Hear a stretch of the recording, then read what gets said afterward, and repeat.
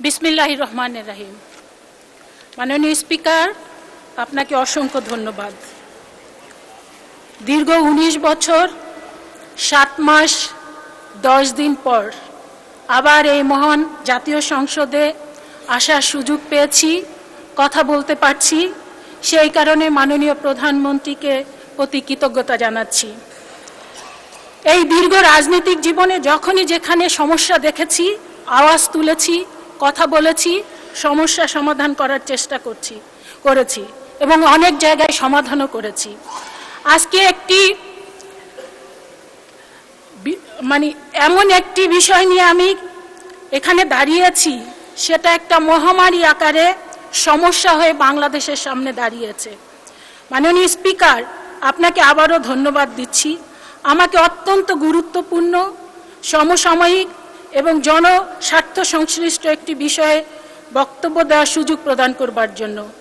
আমরা এমন এক সময় অবস্থান করছি যখন তথ্য প্রযুক্তি ও কৃত্রিম বুদ্ধিমত্তার দ্রুত বিকাশ আমাদের জীবনযাত্রা, অর্থনীতি, শিক্ষা, স্বাস্থ্যসেবা, ব্যবসা বাণিজ্য এবং রাষ্ট্র পরিচালনার প্রতিটি ক্ষেত্রে নতুন সম্ভাবনার দ্বার উন্মোচন করেছে। বাংলাদেশেও এ অগ্রযাত্রার অংশীদার। ডিজিটাল সেবার বিস্তার, মোবাইল ইন্টারনেটের প্রসার এবং সামাজিক যোগাযোগ মাধ্যমের ব্যাপক ব্যবহার নাগরিকদের তথ্য প্রাপ্তি ও মত প্রকাশের সুযোগ বৃদ্ধি করেছে।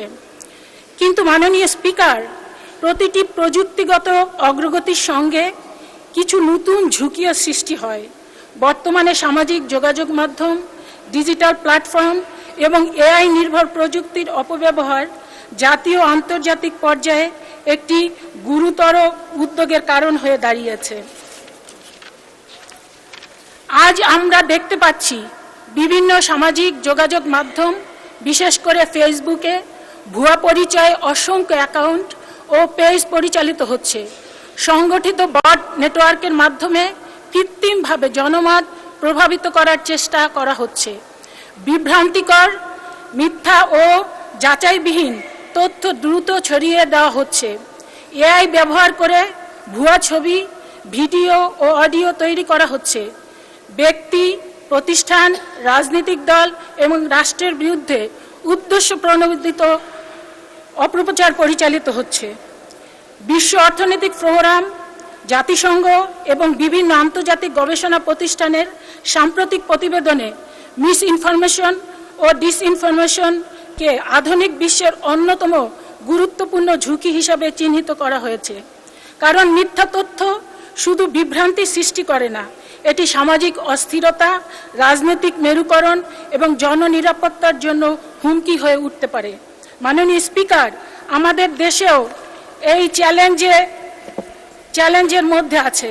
আমাদের মাননীয় প্রধানমন্ত্রী জনাব তারেক রহমান এবং তার কন্যা জাইমা রহমান সহ দেশের রাজনৈতিক নেতৃত্ব, জনপ্রতিনিধি, সরকারি কর্মকর্তা, সাংবাদিক, শিক্ষাবিদ, চিকিৎসক, ব্যবসায়ী এবং বিভিন্ন পেশাজীবী নাগরিককে লক্ষ্য করে বিভিন্ন সময়ে সামাজিক যোগাযোগ মাধ্যমে অপপ্রচার, বিভ্রান্তিকর তথ্য প্রচারের ঘটনা ঘটেছে।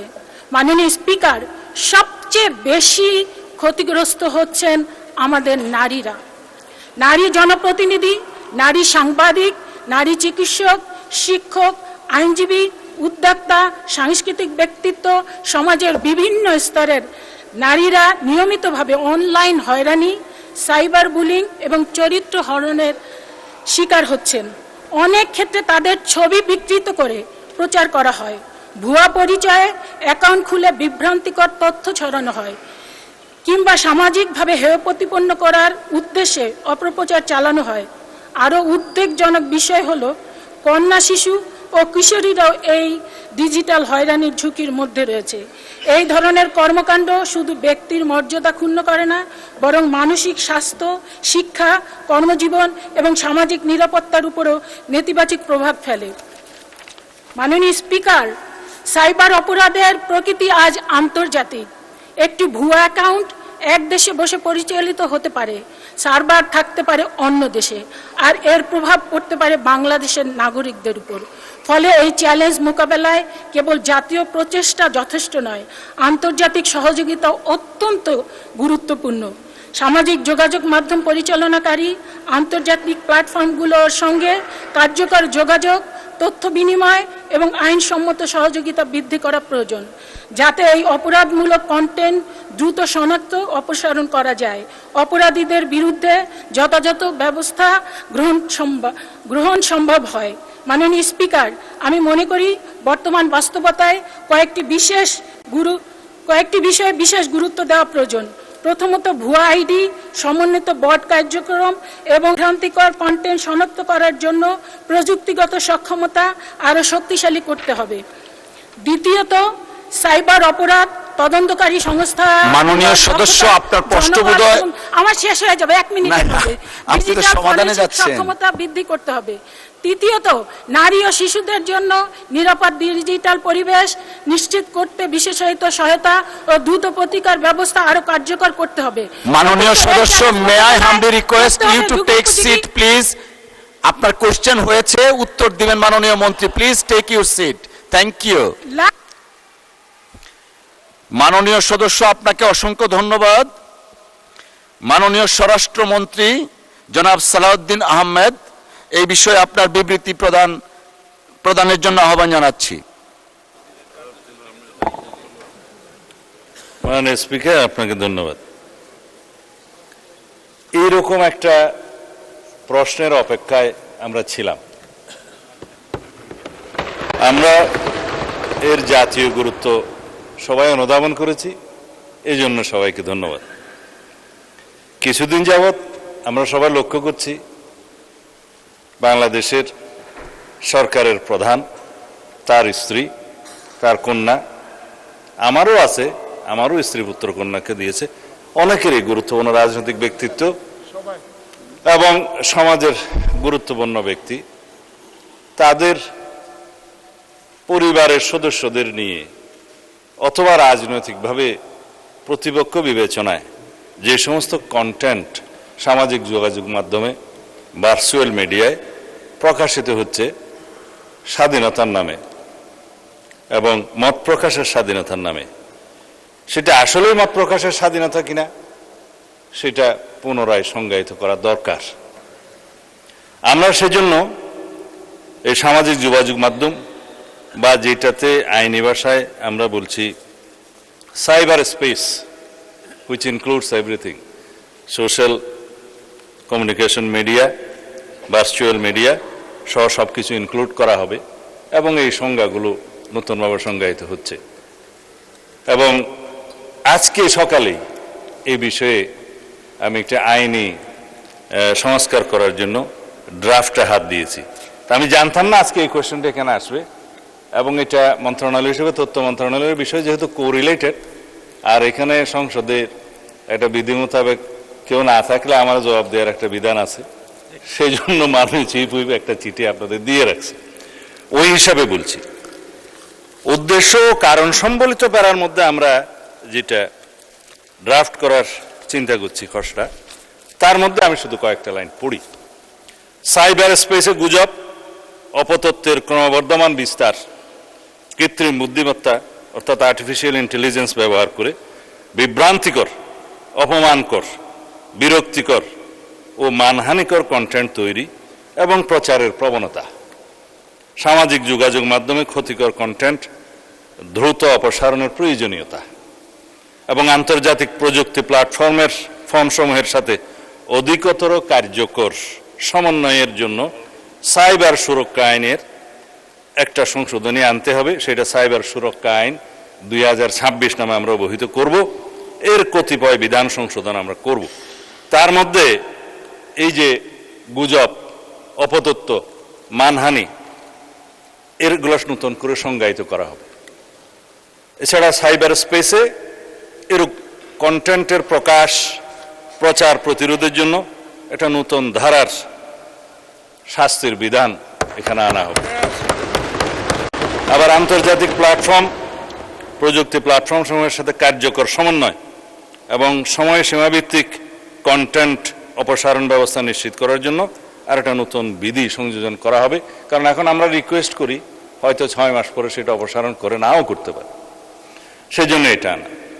আর এই যে রিপোর্টকৃত কন্টেন্টের অপসারণ প্রক্রিয়া অধিকতর কার্যকর এবং জবাবদিহিতামূলক করার জন্য সেখানে বিধান আনা হবে এবং আইন শৃঙ্খলা রক্ষাকারী বাহিনীর পাশাপাশি সরকারের নিকট থেকে ক্ষমতাপ্রাপ্ত অন্যান্য সংস্থাকেও আমরা এবং বাহিনীকেও এই সমস্ত তথ্য উপাত্ত অপসারণ, ব্লক এবং স্থানান্তর করবার জন্য আমরা ব্যবস্থা রাখব।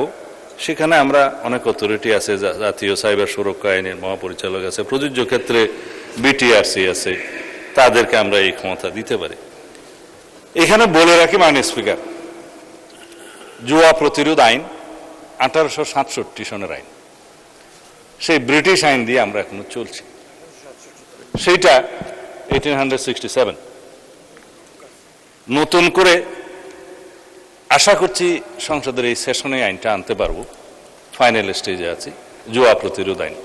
সেই জায়গায় জুয়া, অনলাইন জুয়া, অফলাইন জুয়া, বিভিন্ন প্ল্যাটফর্ম এগুলো ব্যবহার করে যে অপরাধগুলো সংগঠিত হচ্ছে তার সাথে মাদকও জড়িত, ওয়েটিং জড়িত, এগুলো এখন আধুনিকায়ন করতে হবে। আমরা আরো অনেক আইন আনার চেষ্টা করছি। আইনি কাঠামোটা দাঁড় করা গেলে সেটা তখন প্রয়োগের ব্যাপার। প্রয়োগের ক্ষেত্রে তখন মিসইউজ হচ্ছে কিনা, অ্যাবিউজ হচ্ছে কিনা সেটা তখন দেখা যাবে, সংশোধনের মাধ্যমে যেতে হবে। কিন্তু আমরা আইনেই আনি না মাননীয় স্পিকার। সবাই এখানে আমাকে বলছে যে মাদক প্রতিরোধ করুন, মাদকের জন্য মাদক দ্রব্য নিয়ন্ত্রণ আইনের ড্রাফটটা করে ফেলেছে, এই সেশনে হয়তো আনতে পারবো। সেখানে মাদক দ্রব্য নিয়ন্ত্রণ আইনের মধ্যে যারা মাদকের জন্য অপারেশন করতে যায়, মাদক ধরতে যায়, তাদের কোনো অস্ত্র নাই মাননীয় স্পিকার। অথচ যারা ড্রাগ ডিলার, ব্যবসায়ী, তারা তাদেরকে অত্যাধুনিক অস্ত্রসজ্জিত হয়ে আক্রমণ করে। তারা কোর্টে মামলা দায়ের করে, কিন্তু পাশাপাশি পুলিশও মামলা দায়ের করে, অন্য কোনো অথরিটিও মামলা দায়ের করে। এখন মাদক দ্রব্য নিয়ন্ত্রণ অধিদপ্তরের কাছে তেমন ল্যাবরেটরি সুবিধা নেই এবং তাদের ট্রেনিংয়ের সুবিধা নেই, তাদের অস্ত্র ব্যবহার আমরা করতে দিতে পারি না। অধিকন্তু কিছু কিছু বিষয় আছে, আমার ডগ স্কোয়াড দরকার। যদি ডগ স্কোয়াড দিয়ে মাদক নিয়ন্ত্রণ করা যায়, শনাক্ত করা যায়, সেটা হচ্ছে উত্তম। কিন্তু সেই ডগ স্কোয়াড আমরা দুই একটা বাহিনীর কাছে আছে, যেমন পুলিশেরও একটা ডগ স্কোয়াড আছে, র্যাবের আছে, তারপরে অন্যান্য জায়গার আছে, এগুলো বলবো না, ডিফেন্স ফোর্সের আছে। কিন্তু মাদক দ্রব্য নিয়ন্ত্রণ যখন রিকুইজিশন দেবে, তারা আসবে, করবে, সেই আইনি ব্যবস্থাও নাই। সেই জন্য এখানে একটা ডগ স্কোয়াডের ব্যবস্থা করতে হবে। মোটামুটি মাদকের বিরুদ্ধে আমরা যে ফাইটটা করব সেটা আইনি সুরক্ষার মাধ্যমে, আইনি ব্যবস্থার মাধ্যমে এবং মাদকদ্রব্য নিয়ন্ত্রণ অধিদপ্তরকে একটা স্বয়ং সম্পূর্ণ অর্গানাইজেশন করার জন্য সেই আইনি প্রস্তাবগুলো আনবো মাননীয় স্পিকার।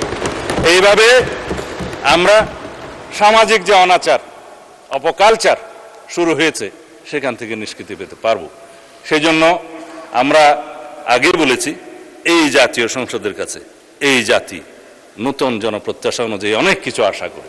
ইনশাআল্লাহ আমাদের কেবল 3 মাস গেছে, আপনারা আরেকটু সময় দেন, দেখবেন ইনশাআল্লাহ আমরা আইনগতভাবে আমাদের কাঠামোগুলো শক্তিশালী করে এই জাতীয় প্রত্যাশা, এই সমস্ত অনাচার, সেই অপরাধ, এগুলো সব কিছুকে আমরা প্রতিরোধ করতে সক্ষম হব। ধন্যবাদ মাননীয় সদস্যকে এই প্রশ্ন উত্থাপন করার জন্য। ধন্যবাদ মাননীয় স্বরাষ্ট্রমন্ত্রী, আপনাকে ধন্যবাদ। মাননীয় সদস্য, আপনার কোনো কি প্রশ্ন আছে? যদি থাকে স্পেসিফিক কোশ্চেন করবেন প্লিজ। ধন্যবাদ। মাননীয় স্পিকার, আপনাকে অসংখ্য ধন্যবাদ। আসলে মাননীয় স্বরাষ্ট্রমন্ত্রী বিস্তারিত বলেছেন, এরপরে আর তেমন কোনো প্রশ্ন থাকে না। শুধু একটা জায়গায় একটু প্রশ্ন রাখতে চাই। আমরা জানি যে আমাদের বিশেষ করে ফেসবুক কর্তৃপক্ষ মেয়েটার সাথে অনেক সময় যোগাযোগ করলে আমরা দেখতে পাই যে মেটা কর্তৃপক্ষ অনেক শব্দ আছে, অনেক বিষয় আছে যেখানে যদি মনে করে যে নৈরাজ্য সৃষ্টি হবে, উত্তেজনা সৃষ্টি হবে, সেখানে তারা নতুন নতুন পদক্ষেপ নিয়ে থাকে। তো সেই ব্যাপারে আমাদের বর্তমান সরকার এবং মাননীয় স্বরাষ্ট্রমন্ত্রী কোনো ধরনের পদক্ষেপ নেবেন কিনা, এটাই হলো তার কাছে প্রশ্ন। আমি আবারও মাননীয় স্বরাষ্ট্রমন্ত্রীকে অসংখ্য ধন্যবাদ জানাই বিস্তারিত প্রশ্নের উত্তর দেওয়ার জন্য। মাননীয় স্পিকার, আপনাকে অসংখ্য ধন্যবাদ। ধন্যবাদ মাননীয় সদস্য। মাননীয় স্বরাষ্ট্রমন্ত্রী, মেটা সংক্রান্ত কোশ্চেন, যে মেটা উত্তর দেয় না, এই সংক্রান্ত কোশ্চেন আপনি যদি জবাব দিতে পারেন প্লিজ। ফেসবুকের মেটা। মাননীয় স্পিকার, আমাদের পার্শ্ববর্তী দেশে তারা আইনি সুরক্ষার মাধ্যমে এমন বিধান করেছে মেটা 24 আওয়ার্সে তাদেরকে অ্যাকশন নিতে বাধ্য করেছে, কিন্তু আমাদের বিটিআরসি এবং এই সংশ্লিষ্ট সাইবার আইনে সেই বিধানটা নাই। আপনি মনে হয় লক্ষ্য করেছেন আমি জবাব দেওয়ার সময় বলেছি যে আন্তর্জাতিক প্রযুক্তি প্ল্যাটফর্মগুলোকে আমরা আরও সমন্বয় করে এই সমস্ত ক্ষতিকর কন্টেন্ট অপসারণের বিষয়টা একটা সময় নির্ধারণ করে দেব, যে এই সময়ের ভিতরে এই কন্টেন্টগুলো অপসারণ করতে হবে, সেই বিষয়টা আমরা আইনে রাখবো। যেহেতু এখনো পর্যন্ত আইনি বিধান নাই, তাদেরকে আমরা রিকোয়েস্ট পাঠালে, বিটিআরসি থেকে রিকোয়েস্ট পাঠালে আমরা বিভিন্ন অথরিটির কাছ থেকে বিটিআরসিতে দিই, বিটিআরসি সেটা ব্যবস্থা নিতে পারে না।